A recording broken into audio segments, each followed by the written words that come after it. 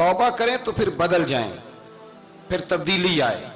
और ये कोई मुश्किल काम नहीं, जो बदलने वाले थे वो बदल गए। बड़ा कुछ करते थे पर फिर वो लोग बदल गए। हजरत फुजाला रदी अल्लाह ताला अन्हु कहते हैं कि मैं बड़ा दिलदादा था औरतों का, और मेरा माहौल ये था कि मैं कत्ल भी कर लेता था, माज़अल्लाह चोरी भी कर लेता था, और रात मेरी तबीयत थी माज़अल्लाह नई से नई औरत के पास जाना। कहते हैं अबू जाल ने ऐलान किया कि जो नबी पाक अलैहिस्सलाम का सरे अक़दस माज़अल्लाह काट के लाएगा, नकले कुफ्र कुफ्र न बाशर, 100 सुर्ख ऊंट इनाम मिलेगा। तो मैंने इरादा कर लिया कि मैं बहुत सारा इनाम हासिल करूंगा। कुरान मजीद में ना अल्लाह फरमाता है कि बहुत सारे लोग ऐसे हैं जिन्हें अगर मैं रिस्क में कुशादगी दे दूं, ज्यादा पैसे दे दूं, फरमाया बागी हो जाएं, वो सरकश हो जाएं। ये बहुत सारे लोगों को जो अल्लाह तबारक व तआला एतदाल में रखता है तो ये उनके लिए बेहतर है। हर बंदा दौलत के होते हुए नेक हो सकता, तो ये अल्लाह अगर रखता है ना एतदाल में तो शुक्र करे अल्लाह का, वरना तो लोग अय्याशियां करें, पता नहीं क्या कुछ कर गुजरे। तो हजरत फुजाला कहते हैं कि मैंने खंजर तैयार किया और मैंने बगल में उसको छुपाया, ऊपर मैंने चादर ओढ़ ली। अब मुझे पता था ज़ोहर की नमाज के बाद नबी पाक सल्लल्लाहु अलैहि वसल्लम तवाफ़ काबा के लिए, बैतुल्लाह शरीफ के तवाफ़ के लिए जाते हैं। कहते मैं भी उस तरफ बढ़ा। रस्ते में ना वो खातून जिसके घर मैंने रात आना था, मैंने दरवाजे पे दस्तक दी। मैंने कहा कि तैयार रहना, तैयार रहना, आज मैं बड़े पैसे लेके आऊंगा।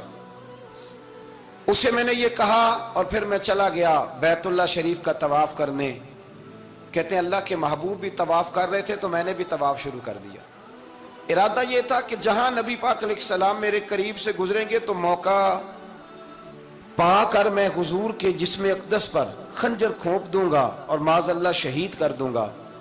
कहते हैं हुजूर एक दफा भी मेरे पास से गुजरे तो मैं हिम्मत ना कर सका, दूसरी दफा भी पास से गुजरे तो मैं हिम्मत ना कर सका, तीसरी दफा भी गुजरे तो मैं हिम्मत। नबी करीम सल्लल्लाहु अलैहि वसल्लम 2-3 दफा गुजरे तो फरमाते हैं कि मुझे मौका ना मिला, इसलिए कि हुजूर फरमाते हैं अल्लाह ने रोब के साथ मेरी मदद फरमाई, दुश्मन पर मेरा रोब तारी हो जाता है।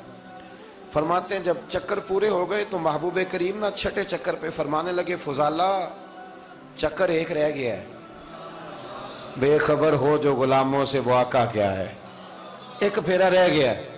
कहते तवाफ मुकम्मल हो गया तो महबूब मेरे करीब आए, फरमाया वो काम करते क्यों नहीं जिसके लिए आए थे। मैंने अर्ज की या रसूलल्लाह कौन सा काम, कैसा काम। अंदर तो चोर था ना, बांझ फकीरों किसे नहीं मारिया ए हुई चोर अंदर दा, अंदर चोर था ना।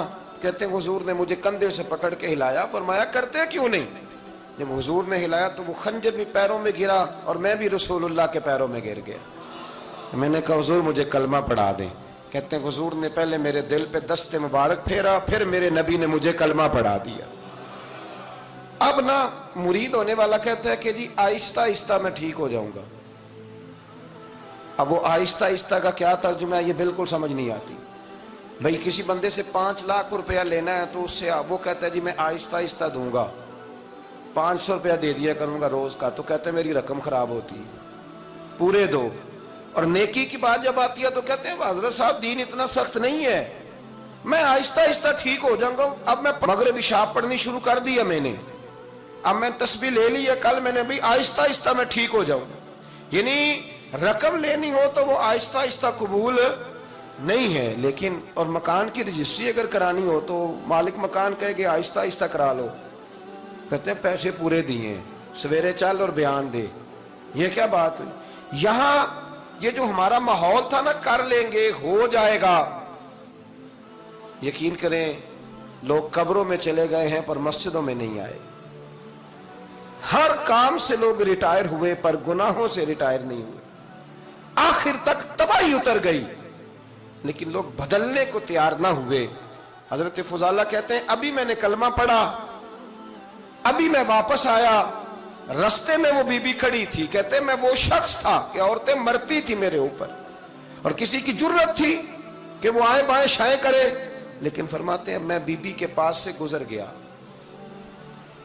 पहले तो उसका ख्याल था रुकेगा, लेकिन जब मैं रुका ना तो दरवाजे पे आई, और जब मैं गुजर गया तो उसने आवाज दी, लेकिन मैंने सुनी अनसुनी कर दी। जब आगे बढ़ा तो मेरे पीछे दौड़ी। فرماتے ہیں مجھے پکڑ کے کہنے لگی فضالہ تجھے کیا ہوا، تو وہی نہیں جو یہاں سے گیا تھا؟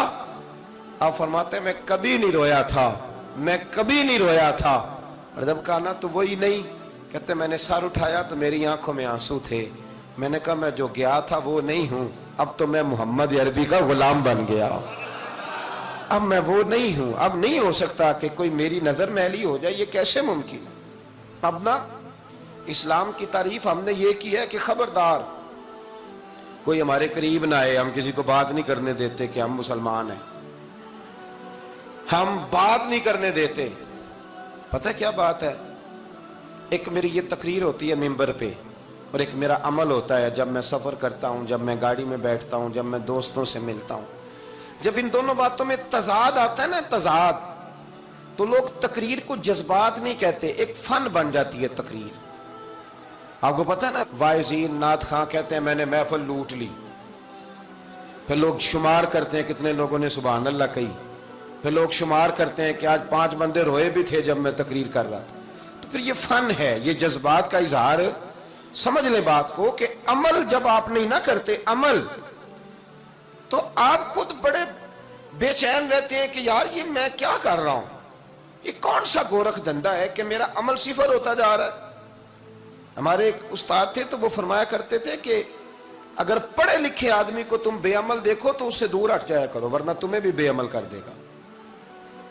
میں نے ان سے عرض کی، میں نے کہا حضور یہ کیا ہے؟ تو فرمانے لگے اپنے حضرت صاحب سے پوچھنا، وضاحت کریں گے۔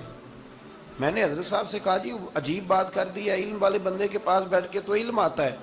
تو وہ فرما رہے تھے کہ علم والے بندے کے پاس اگر وہ بے عمل ہو تو بالکل نہ بیٹھنا۔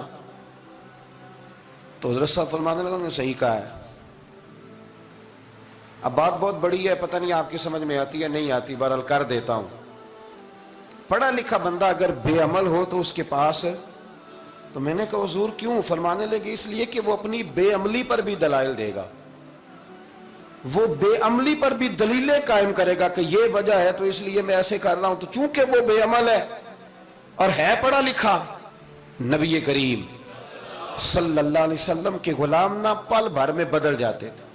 اور اللہ تعالیٰ بھی نہ بڑے موقع دیتا ہے ہمیں، بڑے موقع۔ حضور نے فرمایا جس نے ایمان اور احتساب کی نیت سے روزے رکھے وہ نئی زندگی کا آغاز کرے، اس لیے کہ اللہ نے اس کے پچھلے سارے گناہ معاف فرما دیے۔ میرے نبی کریم علیہ الصلوۃ والسلام نے فرمایا جو شخص بیمار ہو گیا، مریض ہو گیا، اور نسائی شریف میں فرمایا کہ 3 دن تک بستر پہ رہا اور اس نے شکوہ نہ کیا اللہ کا، اور جب وہ شفا یاب ہو کے بستر سے اٹھا ہے نا، تو اب اللہ نے اس کے پچھلے سارے گناہ معاف فرما دیے۔ اور فرمایا جو حج کرنے گیا، حج کر کے واپس آیا، اللہ کے حبیب فرماتے ہیں یوں سمجھے کہ میں آج ہی ماں کے پیٹ سے پیدا ہوا۔ بڑے موقع اللہ نے دیے، بڑے موقع، بڑے سارے موقع عطا فرمائے کہ میں تیرے پچھلے گناہ معاف کر دوں گا، تو بھی تو نئی زندگی کا آغاز کرنا، تو بھی تو شروع کرنا نئے سرے سے، تو بھی تو بدل کے آنا، تو بھی تو اپنے اندر تبدیلی پیدا کرنا۔